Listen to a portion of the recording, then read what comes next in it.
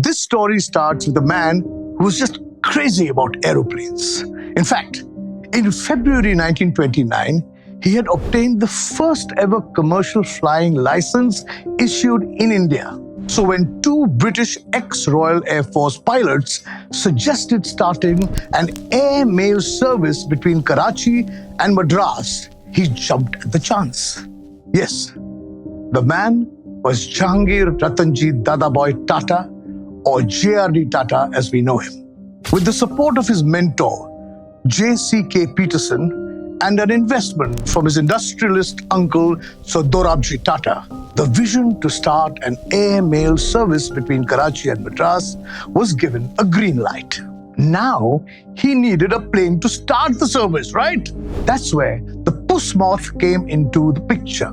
The Puss Moth was a very popular and beautifully designed three-seater plane. Fold its small wings and it wasn't wider than a car, literally a portable plane.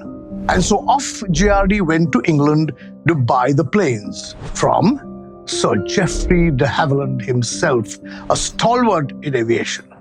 Two of these beauties were hitched onto the deck of a ship in Naples, and they traveled back to India as his personal baggage. Welcome to a century of stories brought to you by IDFC FIRST Bank, always you first. And today, I'll tell you the intriguing story of Air India and India's first flight. JRD Tata had just become a pilot, and he had a big dream to create an airline that could connect India with the rest of the world. India needed something to show the world what we were made of, in the same way that Tata Steel had 2 decades before. And guess what? Tata Airlines did it. It began as a mail service in 1932. On the 15th of October, the first flight was flown by JRD himself from Karachi to Bombay via a stopover in Ahmedabad. A journey he recreated in 1962 and then again in 1982. But pretty soon, Tata Airlines wasn't just carrying mail, but passengers as well.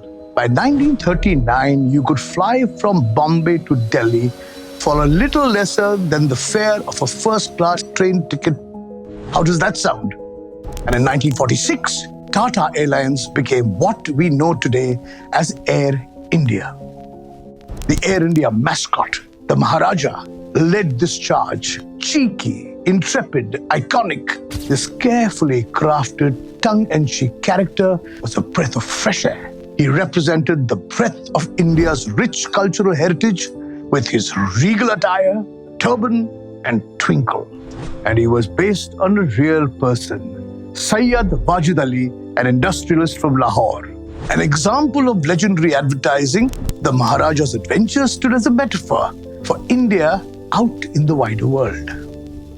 But the world was different then. Less interconnected, more mysterious. Air travel wasn't routine as it is today. It was an event. Netas were flying for global decisions. Businessmen were flying to build India's commerce and infrastructure. And a family vacation abroad, rare to begin with, was a window to a wondrous world. New routes opened up, new horizons for India.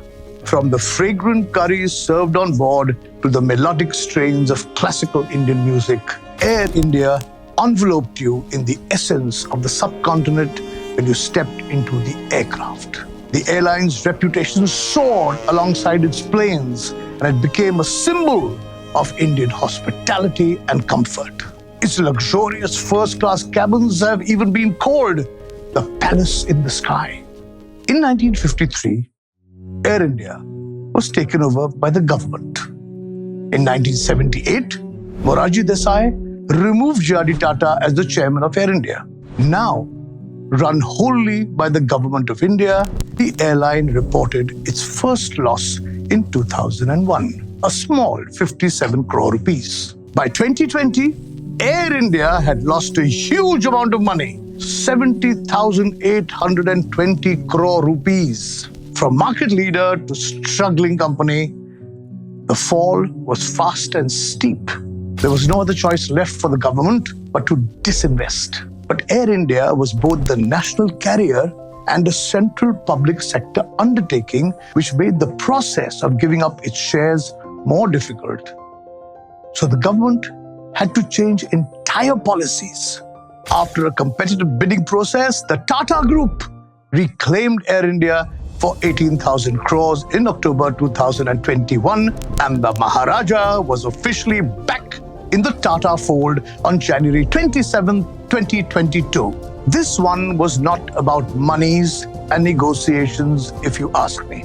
It holds a great sentimental value not only for JRD's nephew Ratan Tata, but for most Indians who consider themselves to be part of the Tata Parivar.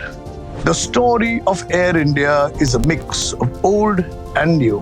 It promises to reach new heights, which sounds just like the story of the new India we live in.